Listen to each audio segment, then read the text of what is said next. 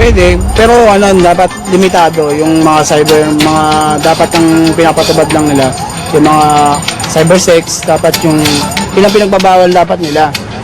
Tapos yung freedom of speech for ano, sa mga katulad ng FB, dapat hindi nila pinagbabawal din yun. Para po para maiwasan po yung mga bully na nangyayari po sa internet. I think kailangan natin kasi 'di ba? It addresses like yung child pornography ganyan across internet. Kaso I believe na may something dun sa reference sa libel. Kasi at what extent yung libel, like kunwari sa FB pag nag-post ka, nag-share ka ng post na someone else, are you liable for libel? Pag nag-like ka, liable ka rin for libel. So parang kailangan ayusin yata yung clause na yun.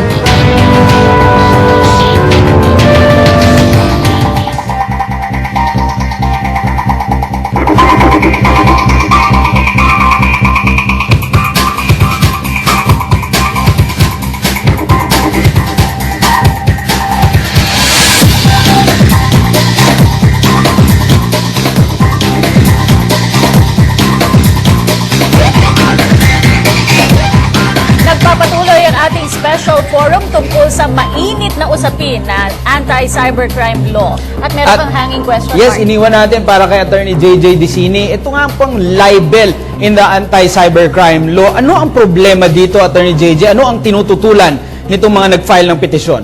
Okay, ang libel kasi, under the revised penal code, ang penalty niyan from a minimum of 6 months to a maximum of 4 years. Under the Cybercrime Prevention Act, sinabi na ang penalty inakyat pag ginawa mo siya online or through the use of ICT, ang penalty ng libel tataas po ng 1 degree. So sa analysis ko po, aakyat po yan to a minimum of 6 years to a maximum of 10 years. So bukod doon, may isa pa provision sa Cybercrime Prevention Act na pag na-convict ka doon sa maximum na 4 years, pwede ka pang ma-convict doon as a cybercrime. So double conviction ka. Instead of maximum 4 years, i-add mo yung 4 years dun sa 10 years, maximum of 14 years, minimum of 6 years and 6 months. So napakabigat po na penalty at siguradong makukulong ka dyan kasi hindi ka pwede mag-qualify for probation.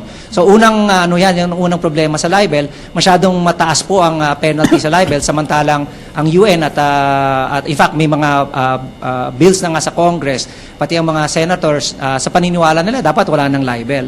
Bukod dun po, ang freedom of expression na i-impact ng Cybercrime Prevention Act dahil dun sa tinatawag natin na takedown provision or yung Section 19 ng batas na pag sa complaint lang po ng isang complainant sa isang prima facie finding ng Secretary ng Department of Justice, pwede na pong tanggalin yung content. So even assuming na sakali, sige, i-risk ko na, makulong na ako ng 14 years, ilalabas ko na yung content.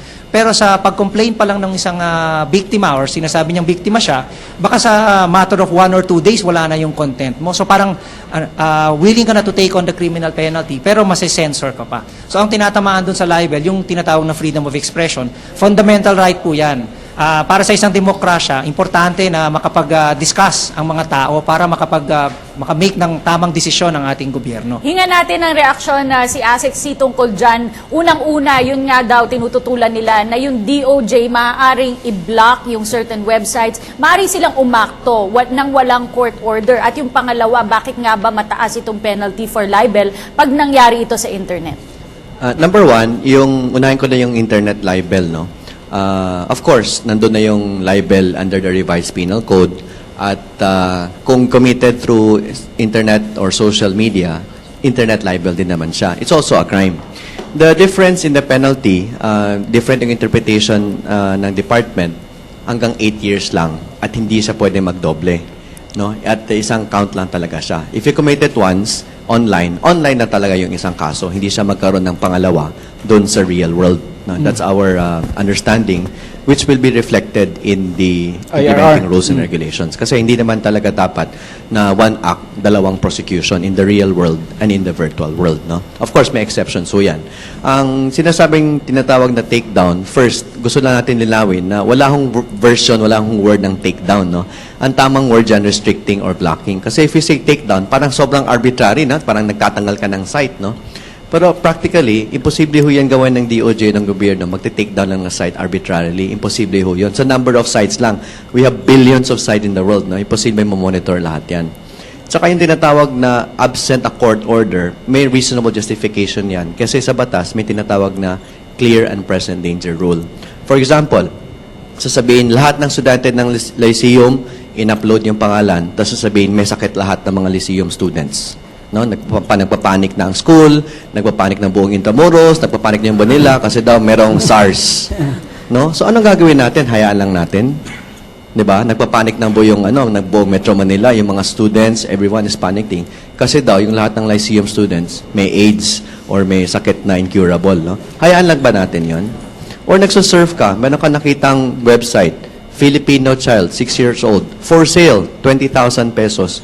Anong gagawin mo? The least you can do is write an email, DOJ of Office of Cybercrime. Dear ASEC, we saw a site today, binibenta ang bata for 20,000 pesos. Can you please do something about this because this is a violation of our laws? Asek, if I may interrupt. Yes, please. Pero good yun kung sa magandang bagay nga. Pero ang kinakatakutan ng marami, Asek, is if it's a, let's say, a criticism against government at nagamit nga, sinabi mo, billions, it's impossible. What if it's used to oppress a certain group or a certain person and take down whatever that person posts? Posible ba yun under this law?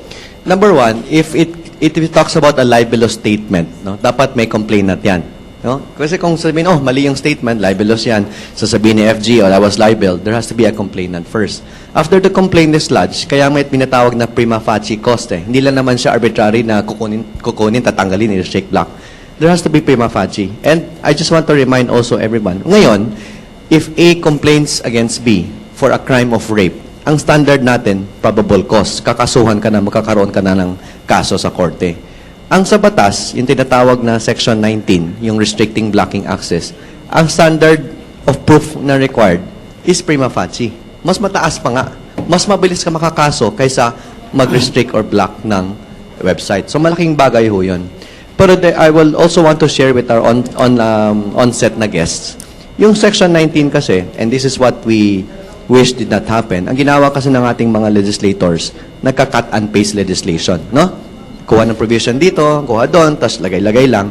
Yung TWG version ng DOJ, which is available on the website, ang design ho yan, coherent siya. Kompleto. Isang batas should not be chop-chop, no? Ano bang design? Ano ba yung damit? Ano ba yung color? Ano ba yung fit? Dapat isang buo yan. Ang ginawa, naging chop-chop, cut and paste. So, isang technique lang. So, you will see Section 19, yung tinatawag na restricting blocking access. Lipat niyo sa Section 16 yon. Makikita niyo kung saan siya in the whole spectrum of the procedure. Kasi kung Section 19 siya, hiwalay siya the rest of the provisions. Parang, uy, ano ba to? Nakakatakot naman to, take down. Pero kung iakyat lang ninyo, which we will also do in the IRR, ilagay niyo sa Section 16, basahin niyo simulang Section 15 until 19, makikita niyo yung sequence na hindi naman arbitrary at hindi siya definitely take-down provision na tinatakutan. May flow ho yun in terms of the procedure. May follow-up question lang na ano ba talaga yung specific position ng DOJ when it comes to the anti-cybercrime law? We put the law together. Of course, pagdating nung sa mga amendments ng Kongreso, we advocated for it. We made an assessment na yung mga amendments, will it destroy the spirit and substance of the law? Kasi kung talagang nakakasira at hindi nakakatulong yung mga amendments habang legislature, we would have recommended to the President na, Mr. President, baka gusto niyong ibalik sa Senado or sa House para tingnan ulit yung certain provisions that will make it effective. Kasi what's the point of passing a law, tapos pagdating doon, hindi pala kaya ng law enforcement na gagamitin kasi kulang, mali, patching-patching, cut and paste. We might as well amend it now. Kaysa naman, we are being held accountable and responsible for peace and order, for fighting crime. At the same time, ang bibigyan ng tool sa'yo, gunting versus Armalite. Hindi naman siguro dapat ganun. No? Maraming salamat. Para naman kay Attorney JJ, may follow-up question si Ma'am Beth Angshoko sa Twitter natin. Napag-usapan mo, sir, kanina yung libel. Ang tanong niya ay, how much is the fine for cyber libel? At bakit mas mataas ang years of punishment than libel on other means? Siguro speculation to on my part, no. Ang tingin ko ang pananaw ng Kongreso na ang cyber libel, given sa dami ng tao na online, na pag nag-libel ka online, mas maraming tao makakabasa kaysa sa ordinary type ng libel. Kasi kung libel na pampribado, na sakali ilang tao lang makakabasa. In the case of libel online niya, maraming tao makakabasa. So inisip nila siguro, kailangan mas mataas ang penalty na ma-impose dun sa tao na nagko-commit ng libel online. Maraming salamat. Tawagin naman natin si Gio Delarmente ng Lyceum. Yung question ko is para sa mga katulad kong mga mag-aaral din. Do we really think na nade-deprive tayo nitong cybercrime law? Or hindi ba natin siya pwedeng tignan sa side na itinutuwid tayo nito dahil gusto ng batas na to na maging responsible tayo sa bawat pinopost natin over the internet? Ano yung insight niya about this? Jules Giang. Bagamat may panawagan nga sa atin na maging responsable nga sa ating pagpo-post ng ating mga saloobin, ang nakakapangamba kasi dito sa batas na to, especially dun sa libel clause, bagamat nabanggit nga ng ating kasamaan mula sa DOJ na kailangan meron pang maghain muna na reklamo bago ka magpatuloy yung kaso ng libel, maaari kasi siyang maabuso. Kaya ito yung kinakatakot siguro nating lahat, no, na laging gumagamit ng Facebook at Twitter. Paano kung meron tayong nabanggit na ating suri sa gobyerno, tapos naging favorite na tayo nitong mga nagreklamo. So ito yung nakakatakot na baka ito na yung maging sistema kalaunan. Kaya nandun pa rin yung panawagan na siyempre responsable tayo, pero dapat ito yung specific mismo na punto na dapat ipaglaban natin. Kasi ito na lamang yung yung way natin para makapaglabas ng ating mga saloobin. Dahil nga, kumbaga yung saloobin ko kasi dito, nagtatransform na yung activism natin. Tapos paano pa pag sinupress ito sa atin? Pasagot siguro natin kay Ma'am, ano? Kay Ma'am Janet, dahil siya ay isang vlogger dito nga sa digitalfilipino.com, hindi ba kayo bilang isang vlogger natatakot dito sa libel provision itong anti-cybercrime law? Kasi kung tutusin kasi alam naman natin na ang pagsusulat palagi may kasamang responsibilidad. So kung tutusin lahat ng nilalagay natin, pinapahayag natin, lalo na kung makakasakit tayo ng ibang tao, may kakabay na responsibilidad yon. At saka siguro yung sana makorek din natin yung misperception na ang libel lang ay sa offline world. Kung tutusin, basta kinumit siya sa kahit na anong medium, sa batas natin, mapa-offline yan, mapa-online yan, libel pa rin yan, the moment na i-commit mo. At walang exclusion na pag online mo ginawa yan, hindi ka makakasuhan. Actually, dahil kung tutusin, covered na yun ng batas natin noon pa. Covered daw ng batas. At marami rin sa ating mga netizens na nagsasabi, meron namang mga existing laws na nagpoprotekta sa karapatan ng mga tao dito sa internet tulad na lang ng e-commerce law at iba pa. Tanungin natin si Asek C, bakit po kinakailangan pa ito gayong marami nga nagsasabi na meron na daw existing na batas tungkol sa internet? Siguro magandang illustration nan, siguro building blocks, no? Yung first block, 1932, Revised Penal Code, yun. Yung nakakalam natin lahat, murder, rape, no? Yung second block niyan, nung Revised Penal Code, with the evolution of society the past 80 years, nagkaroon ng second block yan, special penal laws, no? Drug trafficking, illegal possession, human trafficking, yung anti-voyeurism, child porn, yun yung second block. But if you add the two blocks together, hindi covered yung cybercrime, hindi covered yung cyberspace. For example, hacking, saan doon? Phishing, saan yun? Online identity theft, saan yun? Telecommunications fraud, saan yun? So there's a whole block, and this is internationally recognized, hindi lang sa Pilipinas to, that aside from traditional crimes in the Revised Penal Code, dagdag mo yung special penal laws, meron pa isang malaking gap, which is what we call cyberspace. At ito na tinutukoy natin ngayon, the largest democratic space. So you have to add the three together para kompleto ang ating protection for public society, for peace and order. Okay. So ganun siguro kasimple ang diskusyon. Think about it in 3 blocks. Kung wala yung isang block, ano yung mawawala? Pero gusto ko balikan ng konti, yung take down or yung pag-restrict ng access. At gusto kong tanungin ng ating representatives from the police. Sir, kasi ang katanungan, itong arrest ng tao, kailangan mong kumuha ng pag-establish ng probable cause, ang korte pa rin ang mag-i-issue ng arrest warrant. Yung search and seizure, ang korte pa rin ang mag-i-issue ng order to search and seize. Pero dito, kapag meron kang prima facie evidence, the DOJ can already take it down. Bakit naniniwala kayong okay ito at hindi dapat ang korte ang magdesisyon kung mag-take down or magre-restrict ng access? Meron kasing mga cases na talagang kailangan yung immediate action. Hindi tulad ng mga libel na kailangan imbestigahan pa. Meron kasing tulad nga nung in-example nila kanina na kita mo na talaga nababiolate na yung rights ng ibang tao kasi binebenta yung bata or sabihin na may nagkakalat ng sex scandal. Yeah, yun kasi mga instances na kailangan talaga ng immediate na action. Hindi pwedeng, kasi pag-apply po ng court order, hindi naman pagka punta namin doon, apply kami, din titingnan ng judge, okay, go or no go. I-screen pa rin, tatanungin kami, i-convince namin siya. And i-schedule pa kami kung kailan kami kakausapin. So, may mga pagkakataon talaga na kailangan immediately. Kasi every seconds na naka-up yan, yung isang bawa na child pornography or yung talagang yung mga ganung mga mensahe, yung in-example kanina, every seconds na nandyan yan, yung probability na yung pagkalat na may kokopya, hindi ko nga ipakalat ngayon, pero in the future, bukas, nandun na naman. Hindi mo na ngayon matrace. So every seconds na nandyan yan, yung probability na marami na paulit-ulit na mangyari ito, nandun. Kaya yung immediate action talaga kailangan. Gusto ko lang susugal ito, dagdagan ko lang ng konti, Cathy, at itanong ko kay Attorney Indiancy. Ang issue pa dito at Sexy, dahil ang executive ang magdedetermine noong prima facie evidence at ang executive din ang magbibigay ng order to restrict or to block itong access ng site na ito. Hindi ba tayo natatakot na wala kang check dito sa power na ito? Hindi kagaya ng power to search or power to arrest, meron kang check dahil meron kang another department, the judiciary, to determine whether it should be issued or not. Good question. Pagkakaiba kasi nito, yung tinatawag na substantial difference na yung standard sa batas, iba kasi yung pag-aresto, pag-search ng tao. Yung website kasi hindi tao yan eh.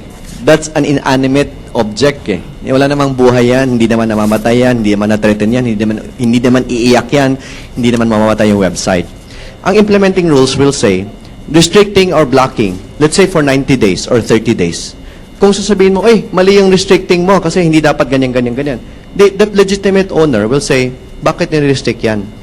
Under pain of damages for us. Pero kung criminal yan, nagtatago, humor mongering, nagsisira ng mga estudyante ng lyceum, nagsisira ng pangalan ng asawa or ano. Siyempre, pag block mo yan, pag restrict mo yan, hindi na magrereklamo yan. Mga ex, no? Mga ex. No, mga ex. Kasi yun yung nakikita natin eh. Di ba? Imagine niyo kung kayo yung nila-libel, kayo yung sinisiraan. Ay, si ganyan. Anong recourse mo ngayon? What do you do? Di ba? Tapos nandakalagay yung website. Ibig sabihin, Attorney C, yung mga nagkakalat ng mga, forgive that one, yung sex video, maraming kumakalat daw po sa internet, meron ng paraan ang DOJ na para ma-stop yun. Siguro may paraan, pero ang tinatawag niyan, prioritization. Because we don't want to spend state resources talking about away pamilya, yung away na magsyota, nagmumuruhan ng makakapatid. Sana wag sana ganun ang nangyayari. Because as of now, 85% of all our dockets sa cybercrime is on libel, yung nagmumurahan sa internet. Ang gusto natin talaga, ang minamonitor natin, nagbebenta ng drugs, nagtatraffic ng women. Ganun dapat ang focus. That should be where state resources should be done. Yung organized crime, nakakasira ng ating lipunan. Pero yung mga away ng mga mag-asawa, mga boyfriend, meron daw mistress, may kesyo daw, 2 boyfriend, prioritization na lang yon, no? There are monitoring software that we can use. Of course, iba naman yung mga sex videos, nakakasira talaga ng honor, especially if it involves women and children. Ibang usapan yon. The department, the Philippine government, every one of you should report that and do something about it. At Mark, kagaya ng nasabi kanina ni Asek C, ito ring batas na ito ay para rin sa international community. Mamaya papasagot natin sa ating representante mula sa business process outsourcing kung paano nito maaapektuhan ang kanilang industriya. Pero tumungo muna tayo kay Gio Tingson. Actually, marami ang katanungan tungkol sa mga foreigners doing this crime. Pero unahin natin yung naging medyo debate namin dito sa gilid. Para sa mga kasama natin sa kapulisan, may scenario na na-depict dito. Halimbawa daw po ay, alam mo yung username at password ng isang tao sa isang Facebook account or email. Tapos ginamit mo ito. Considered as hacking ba ito? Without the permission of the person? Sa ating kapulisan, hacking na po ba daw yun? Ginamit mo yung password ng tao. Without permission. Pero alam mo yung password niya, yung username niya. As long as you have no authority from the owner, it is considered illegal. So, does the authority have to be written or can it be verbal? It can be with consent or it can be in a written form, but as long as you have the consent, it's okay. But if you do not have authority, you have to establish the consent. So, ano po ito? Considered as hacking na po ba ito? Considered na po itong hacking. Tawagin naman natin si Jen Wano mula sa Lyceum. Jen? Yung question ko po para sa mga student council. Paano nyo po malilimit yung mga bagay na pinopost nyo para hindi ma-violate yung anti-cybercrime law? Si Florante, pasagutin natin.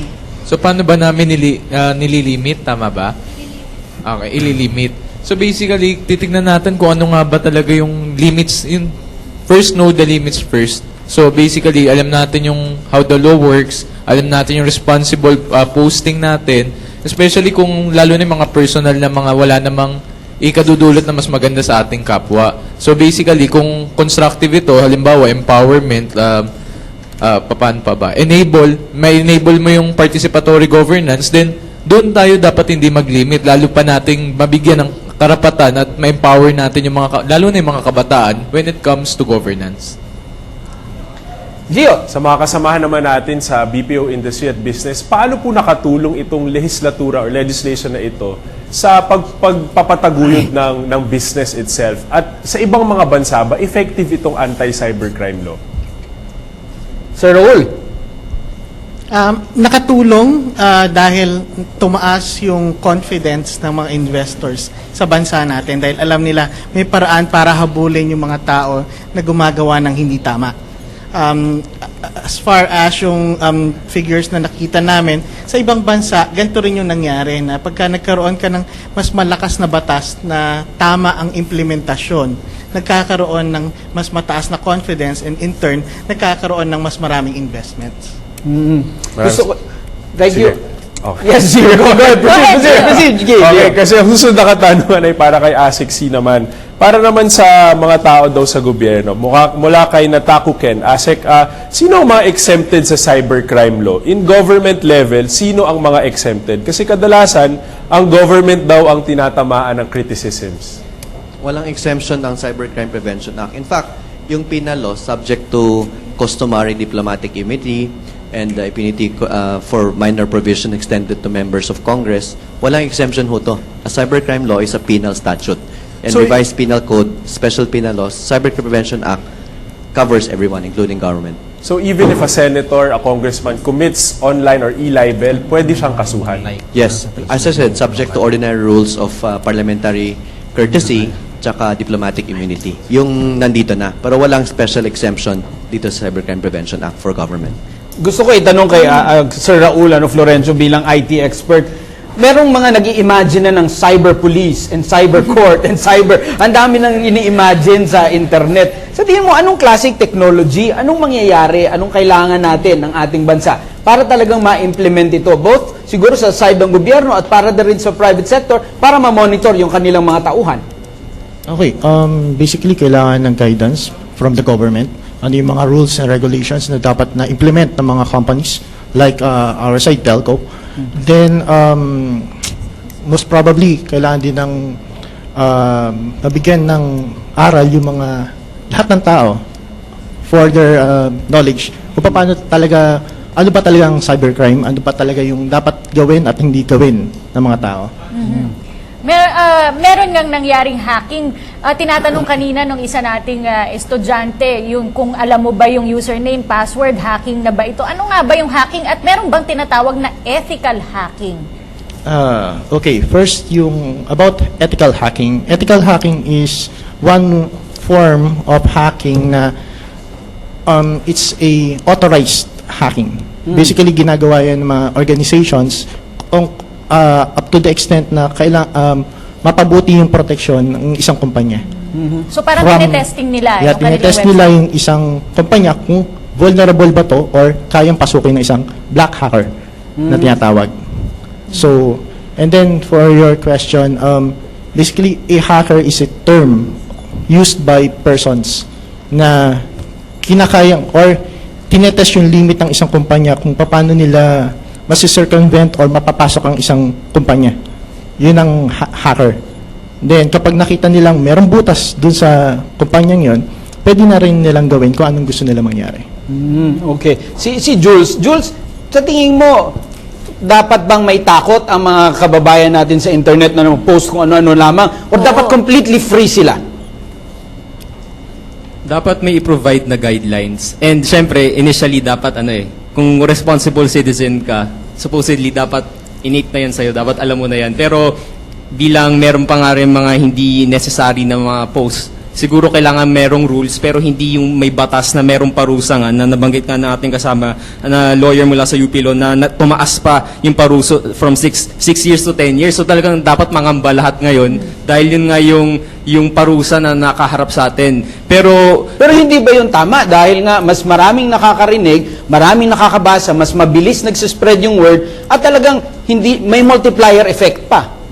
may multiplier effect in the sense na yung sa... Yung masamang sinabi laban kay Jules Jiang na hindi daw talaga yan matalino, hindi daw talaga yan nag-aaral. Tapos maraming mag-share na. Share na. Nagla-like na yun. Yun nga, siguro, not necessarily na i-under to sa libel clause. Kasi, unang-una, karapatan ng mga mamamayan na i-criticize kung ano may mga bagay, kung tao man to o opisina. Naalala ko tuloy yung pumutok na yung survey before na sobrang dami naming na-receive na mga anti-comments. And tinanggap ko yun ng taos-puso dahil karapatan naman nila yun. Pero ngayon nga, na nilagay pa to ni Senator Soto na proud pa siyang sabihin na siya nga naglagay ng libel clause dito sa batas na to, nakakapangamba yung intensyon nila na ano ba nangyari sa komunidad natin ngayon, isa pa tong e-martial law. Paano kung dagdagan ko? Paano kung sinabi doon si Jules Jiang daw ng rape ng kanyang classmate? Oo, yan. Seryosong akusasyon yan. Siguro may grounds dapat. Kaya nga nabanggit natin mula sa DOJ kanina na dapat merong magreklamo at doon naaandar mismo yung complaint sa yung process na nararapat. Nabanggit ni Jules yung pangamba. Ito nababasa ko lagi sa Facebook. Maraming nangangamba, ASEC na baka daw mademanda sila dahil lang nag-like sila sa isang medyo mapanirang statement. We can say categorically, yung pagla-like sa Facebook, hindi naman libelous yun, no? And you can quote me on that. Because just pushing a mere button, which is a technological tool or an innovation, does not mean that you are automatically committing libel.